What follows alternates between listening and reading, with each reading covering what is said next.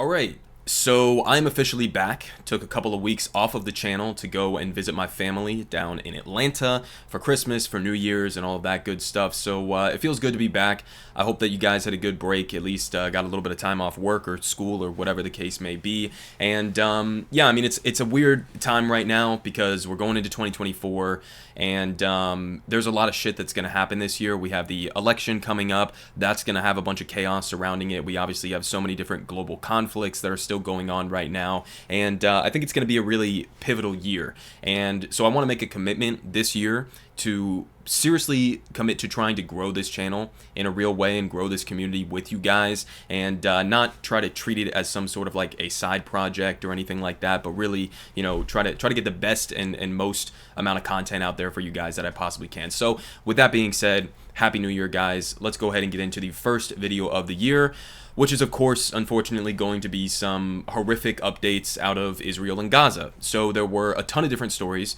that I didn't get to cover while I was away over the last couple of weeks. I'm not going to be able to get to everything, but I do want to give you guys several major updates that we have gotten, at least over the last couple of days and weeks here. So obviously, starting off these videos, I usually give you guys the latest numbers that we have here from Euromed Human Rights Monitor.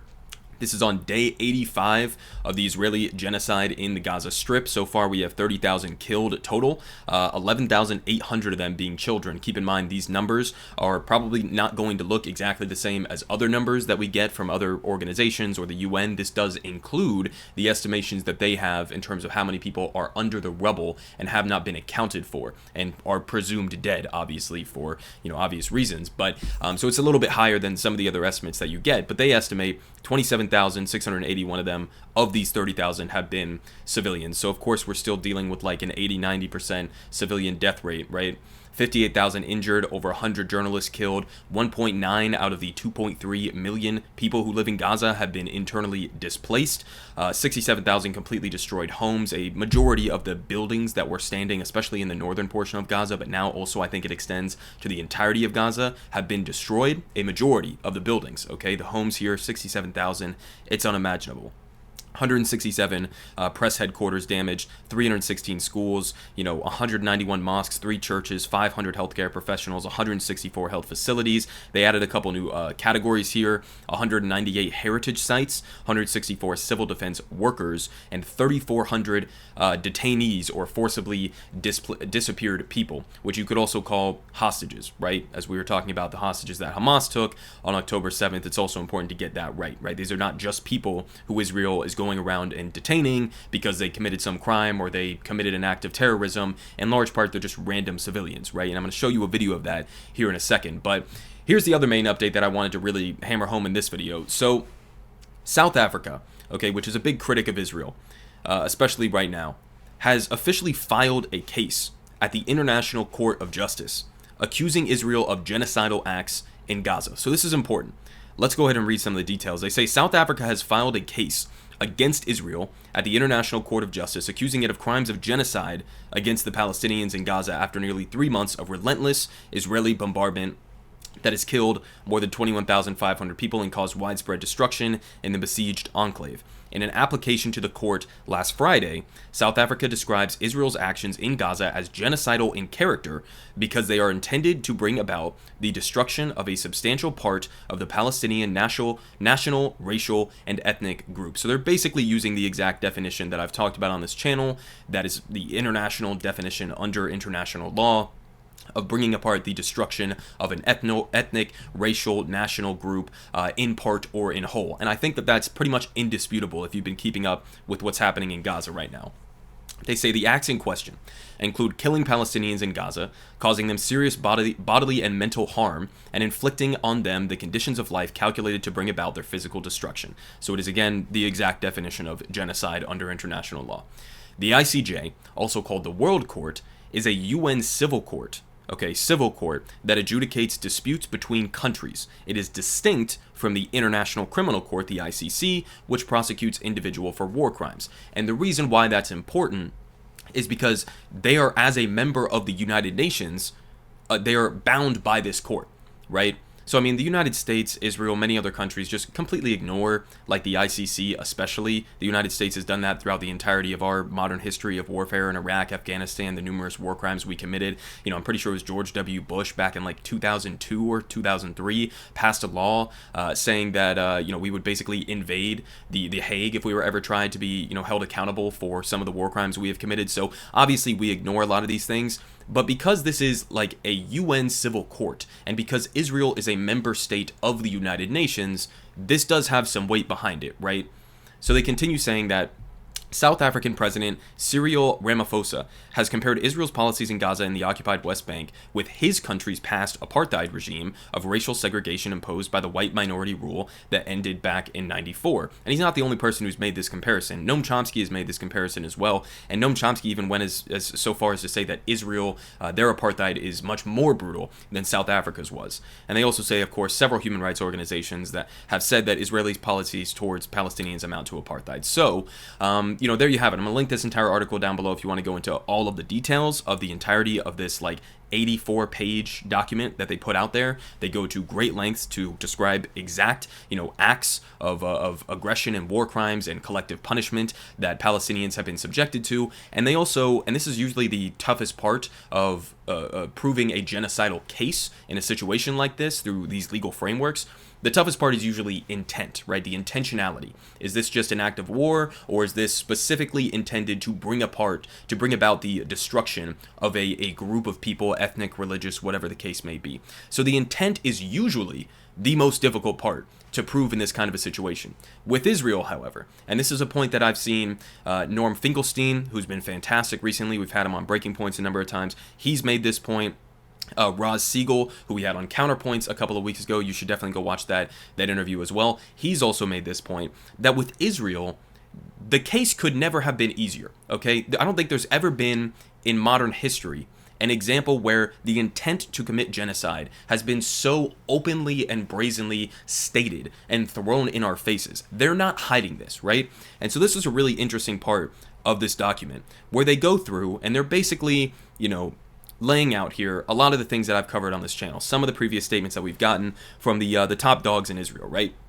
Prime Minister of Israel, Benjamin Netanyahu, right? He's talking about we are going to operate forcefully everywhere. We are striking our enemies with unprecedented might. The Prime Minister said that Israeli soldiers understand the scope of the mission and they are ready to defeat the bloodthirsty monsters who have risen against Israel to destroy us. Remember when he said a struggle between the children of light and the children of darkness, between humanity and the law of the jungle, right? I've covered all of these different things, right? We're facing monsters down here. This was another major one here.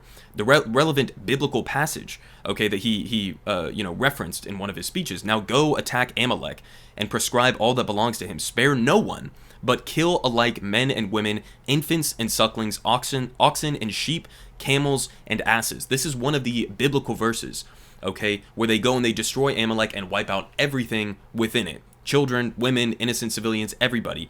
Benjamin Netanyahu, the Prime Minister of Israel, referenced this when talking about Gaza and Israel's military operations in Gaza. It doesn't get much clearer than that, right? And they also think that they have a religious claim of sorts, okay, to the entirety of, like, the West Bank, for example. And this is why they've been so much more aggressive, especially since October 7th, but even before that, in pushing the expansion of the illegal settlements in the West Bank. And they're using the war in Gaza almost as a sort of cover to ramp that project up and to increase massively some of the weapons that they've been giving out. Remember Ben Gvir, okay, who's a settler himself, the guy who was basically the head of national internal security and the police within Israel. And he was going out and handing out rifles to some of the settlers in the West Bank, okay, to go and terrorize Palestinian men, women, and children with, to forcibly displace them from their homes. Okay, you have other guys like Bezalel Smotrich, who's also a settler himself, okay, who are aggressively in support of that project. And so it's part of a broader ethnic cleansing of the entirety of the Palestinian people, not just in Gaza, also in the West Bank. They also go on to talk about, Isaac Herzog, the president of Israel, okay, when he said there's an entire nation out there that's responsible. The rhetoric about civilians not being aware or involved, it's absolutely not true. Saying basically every Palestinian is responsible for October 7th, and they should all be punished for the actions that Hamas did on October 7th. The Minister of Defense, Yoav Gallant, imposing a complete siege on Gaza. No electricity, no food, no water, no fuel, everything is closed, right? That's called collective punishment. These are against international law. But they feel so confident in the backing from the United States, that they have no hesitation in saying this shit publicly. They don't even try really to couch their language in something that would sound softer to especially Western audiences. And that's something that I think they've learned over time since October 7th, and all of their, like, I don't even think blunder would do it justice to call it that, in the media, with all of these insane, psychopathic, bloodthirsty people that we've seen going around in the media and saying things like they've said. But they've sort of, I think, adapted to it slightly in their rhetoric, because they don't realize that, like, some of the things that they say and they're able to get away with saying on Israeli media, okay, maybe in Hebrew, not in English, right, for their audiences, that shit doesn't fly with a lot of the audience here in the United States, okay, especially young people who tend to lean more towards being pro-Palestinian in a moment like this. A lot of people see some of the rhetoric that they're using, and they're like, oh my God, you people are trying to commit a genocide, because you're kind of openly saying it. And so, you know, I've been shocked at how horrible their propaganda, their PR has been during this. But I mean, these are just some of the things that they said. We also had this recently. Okay, far-right minister, this motherfucker, Ben-Gvir, calls to resettle Gaza's Palestinians and build settlements in the Gaza Strip. So, you know, it doesn't get much clearer than this. And there's so many people in the media right now who are still pretending as if it's unclear. Oh, well, who knows? Israel's still trying to figure out what's the plan for after Gaza. You know, Biden floated for a little bit there. Maybe the Palestinian Authority and Mahmoud Abbas, he'll be able to take over. Okay, first of all, the people in Gaza probably don't want the PA to be in charge of Gaza. They like their own autonomy, separate from what they view as collaborators with Israel, rightfully so to a large degree. So they floated this, oh, the PA is going to be involved, we'll have some sort of other humanitarian resolution. And then you have guys like this, who are in the upper echelon of the Netanyahu government, who are like, no, our goal, openly stating this, so nobody's confused, is to ethnically cleanse everybody from the Gaza Strip, okay, push them into the Sinai Peninsula, into Egypt, and then resettle where Gaza is right now. They're openly saying this shit. So nobody in the media, nobody in politics should be confused about what their goals are when they're openly saying it repeatedly, over and over and over again, straight to your face. Okay, it's not a complicated issue here. Now, circling back to what I referenced earlier, with some of the other atrocities that I've seen, some of the other, like, egregious human rights violations that I've seen. This was some photojournalist who captured this, right? And I've seen this in numerous other situations as well, right? This was a story I covered, like, weeks ago at this point. But, I mean, they basically rounded up some of these guys in Gaza into what looks like a detention camp. I don't even know where this is. It's on a field somewhere, right? And they're rounding them up. They're stripping them down to their underwear, and who knows what they're doing with them? Are they arresting them? Are they freeing some of them? I mean, if you believe that all of these people who are standing here in their underwear like this, at gunpoint, if you believe these are all like Hamas commanders or something, okay, I got a fucking bridge to sell you. They're not. How do I know that? Well, maybe partially because there are fucking kids in there, okay? Some of the people, watch these videos circling around here, some of these are children who they're rounding up. I've seen other reports that I've talked about on this channel before, and I've seen even more since the last time I talked about it, where they'll go into different places in Gaza where people are taking refuge. They'll round people up, families sometimes, and they're just doing field executions, okay? That's what we're talking about, just executing civilians. So it's not complicated what we're seeing happen in front of our eyes right now. It's a genocidal campaign. Another aspect of this that's important, because it's only getting worse, and it's getting aggressively worse very quickly here, is, as pointed out here by Common Dreams, disease, hunger rapidly spreading across Gaza. I've seen recent estimates that upwards of 90% of the population in Gaza that they talked to, that they surveyed, have said that they've had to skip meals, that they have absolutely no access to reliable food and clean drinking water. We saw previous stories of people having to drink seawater because there's nothing else around. We have people who are densely packed in to these refugee camps. Remember, Israel said, well, now, after we told them that the south would be safe and everybody fled to the south, now we want you to go to this specific part of the south, Al-Mawali, I think it's called. And it's like the size of an airport. And they're like, everybody go there. Everywhere else in Gaza is dangerous. We're going to bomb everywhere else. And so they're densely packing these people in to these tight refugee camps where they have basically nothing. A lot of these people living straight up out on, tents in the ground where the floor is mud because it's been flooding. And that is a perfect breeding ground for disease to spread. And it has been spreading. Okay, we've seen significant upticks in certain kinds of diseases, right? Of diarrhea, of other things. And this is the kind of thing that could spark like that, and you could have more people dying just from disease and from hunger than you will from the bombs. I saw other recent estimates. I don't know if this was a UN estimate or from some other human rights organization that said over the next year, okay, there is a risk, if it continues on the trajectory that it is right now, that upwards of 500,000 Palestinians would be at risk of starving to death in Gaza if this continues on the path that we are right now. I've seen videos of Palestinians when a food truck arrives, because remember Biden, we're doing this pitch to try to get more humanitarian aid into Gaza, and we're putting so much pressure behind the scenes on the Israelis to let more aid in. And then you see videos, because there's nowhere close to enough aid for what's happening right now, not enough medical supplies or food or drinking water, and you see a food truck or something come into the Gaza Strip, and there's a swarm of people who are literally jumping on the truck and trying to rip into it to get rice or flour for their family for that day. People standing behind fences and reaching, children having to go stand behind fences where some of the aid is coming in and holding out bowls with their hands to try to get a fucking scoop of rice or something. Okay? So the risk of mass starvation, the risk of mass disease spreading is ramping up very quickly here. And it doesn't look like there's any plan for this, because they keep packing them into tighter and tighter spaces. They keep the bombing up. They keep the invasion up. And so there's not enough resources. And so this is kind of inevitable. And this is also part of the strategy, right? This isn't I want to make it clear, this isn't some byproduct accidentally of war, right? It's not, it's a tragedy in Israel, I wish we could have prevented this. That's not what's happening here. This is part of their strategy for their goal, which, as they've explicitly said, is to ethnically cleanse Gaza. Probably be a lot easier, probably be a lot cheaper for them to starve the people of Gaza out than to have to use all of these expensive bombs and military weaponry. I mean, it's literally part of the strategy, right? And so now I want to touch on this real quick, because this came out, and a lot of people are making a big deal about this. I'm not convinced that this is anything real.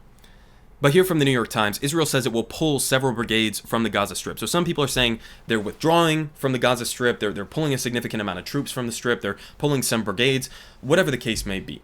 There's a number of different reasons for why they could be doing this. They say here from the New York Times, analysts say that the announcement could signal a shift to the more limited and targeted war against Hamas that the United States has been urging. The idea that Israel is going to wage, or that they've been trying to wage a limited and targeted war against Hamas. Where have you been? 90% of the people who have been killed in Gaza are civilians. Half of them are children. So there was never a targeted war against Hamas. It was always indiscriminate bombing. It was always, mass killing and collective punishment of the Palestinians in Gaza. So it was never a targeted war.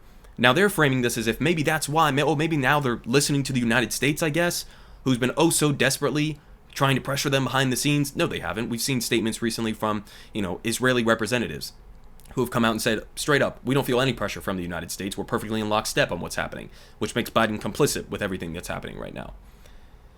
But so that's sort of their justification. What I think this is, I think that there is a lot of pressure internally in Israel for a number of different reasons. I'm going to touch on the Houthis, their attacks in the Red Sea. There's been significant damage to Israel's economy. We're talking about billions of dollars that have been lost because now ships have to get higher insurance costs if they want to go through the Red Sea past Yemen. A lot of them are just saying we're not going to do it. There are so many different things that are playing into this. I think there's a lot of pressure economically because of that and because of the Houthis' actions on Israel right now. And I also think that it's maybe this will help them save face a little bit. If you have less IDF troops that are on the ground fighting an impossible war in this dense urban environment where they have Hamas has sort of a leg up in a way because they know the environment, they have tunnels, they have, some sort of advantages in that way in sort of fighting with guerrilla tactics versus the IDF. And a lot of these IDF guys are very inexperienced and frankly don't know what the fuck they're doing in a lot of these situations. So maybe that's part of it, is to lower the casualties on Israel's side in this.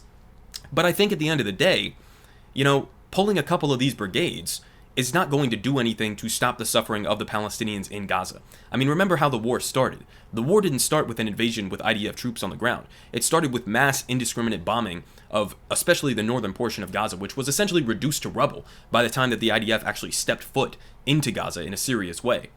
So they could just remove some brigades and then ramp up the bombing for the skies. That's not going to do anything. It's not a slowing down of the war. It's not a ramping down of the war. How do I know that? Well, because this is the motherfucking, Prime Minister of Israel, Netanyahu, right? Says many more months of war are ahead. So it's not a ramping down. We can't be confused about this withdrawal and say, oh, they're doing some sort of a retreat and maybe this is their off ramp towards some sort of a peaceful solution. They don't want a peaceful solution. And I've seen polling as well from internally within Israeli society. A lot of the Israeli population does not want a ceasefire. They do not want a some sort of a peaceful solution to this, right? It's largely a revenge tour is what we're seeing right now for what happened on October 7th. So he's saying many more months of war ahead. Now, the other question there is like, well, what is Biden's response going to be on this? I mean, Biden supposedly was trying to tell Netanyahu, you got to wrap it up by the new year, right? You got to wrap it up by Christmas, by the end of the year. This can't keep going on. So you can say that, you can give that indication, okay? But if you're not actually pressuring them, if you're not actually using any of the levers of power that you have at your disposal to make them stop, okay, then it's meaningless. And he's going to be able to continue doing this for as long as he wants. He wouldn't be saying that this is going to go on for months if the U.S. wasn't signing off on it. Well, how do I know that? Well, it's pointed out here by Trita Parsi, right? The U.S. blob. U.S. has no leverage over Israel. Here's an Israeli general, Brick. All of our missiles, ammunition, precision-guided bombs, all the airplanes and bombs, it's all from the U.S. The minute they turn off the tap, you can't keep fighting. You have no capability. So, I mean, again, we have the leverage, Joe Biden has the leverage, I should say, to end this tomorrow. If he got on the phone with Netanyahu and he said, you got to wrap this up in a week, okay? Bring your troops home, have some sort of a ceasefire, have some sort of a long-lasting settlement in place that we can work on, or else, if you don't do that, we're not shipping you any more weapons. Then it would stop like that, because they would have to, right? It was the same thing with the Saudis in Yemen, right? When they were going and they were committing genocidal acts against the Yemeni people as well, which was also a humanitarian catastrophe. The United States was essentially keeping their entire Air Force intact with our specialists, with our equipment, with our technology, with our, war machines that we're giving them. It's the same thing here. We can turn off the tap anytime that we want to. The reason we're not doing that is because Joe Biden agrees with what they're doing. I mean, that's it. I don't know what the balance you want to say is, strategic, from his perspective on what he thinks would be best for the United States and our geopolitical interests in the region, maybe, or, allowing us to have more influence in the region, maybe. I don't know how much of it is that, and I don't know how much of it is just straight up he believes in this shit. I mean, he's called himself a Zionist. I think ideologically he is. I don't even think for him it's just a, real politics sort of, calculated analysis or anything. I think he genuinely just believes in this. And so it'll be, interesting to see how this ICJ prosecution that South Africa has brought forward, the process, how that's going to play out in the United Nations, that's going to be interesting. So we'll have to track that. I hope it goes somewhere. I hope it puts some sort of pressure, because this shit cannot go on forever. And every single day that it does go on, it's just getting more and more dire for millions of people.